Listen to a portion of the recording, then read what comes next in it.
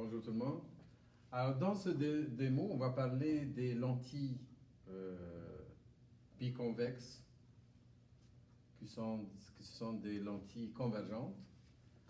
Alors, les lentilles convergentes, ce sont des lentilles dont l'épaisseur au centre sont plus grandes que les épaisseurs aux extrémités. Contrairement aux lentilles divergentes, on va trouver que les extrémités, l'épaisseur de l'extrémité est plus large qu'au milieu.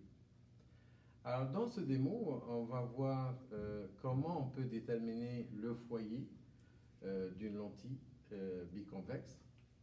Alors, comme c'est un labo simple, donc il suffit d'avoir des rayons parallèles à l'axe optique et vous allez voir que ces rayons, lorsqu'ils émergent la lentille, ils vont se focaliser vers un point qu'on appelle le foyer. Alors, ce foyer, c'est le foyer principal.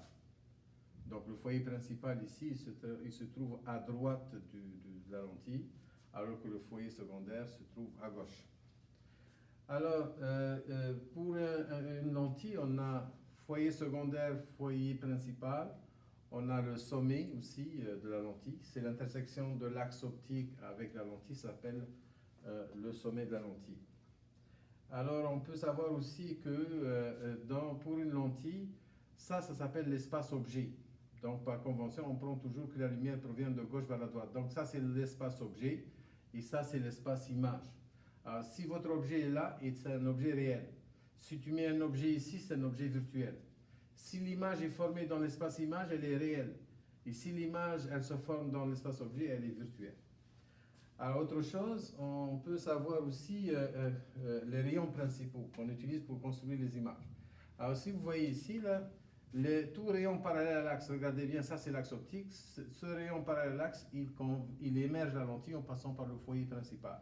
Même chose que pour celui-là, c'est un rayon parallèle à l'axe, il émerge la lentille en passant par le foyer principal. Ce rayon, on peut dire que c'est un rayon parallèle à lui-même, mais on peut dire que c'est un rayon aussi qui passe par le sommet. Alors ça, c'est le deuxième rayon principal. Donc, tout rayon passant par le sommet, il émerge la lentille sans aucune déviation. Donc, il passe tout droit. Il y a un autre rayon. C'est un rayon qui passe par le foyer secondaire. Alors, ce rayon, il émerge la lentille en passant parallèlement. Alors, si vous voyez bien ici, c'est le rayon que je viens d'ajouter. C'est un rayon passant par le foyer secondaire. Il émerge en passant parallèlement à l'axe optique. Donc, c'est ça les trois rayons principaux qu'on va utiliser pour faire la construction des images. Voilà pour ce démo. Merci beaucoup. À bientôt.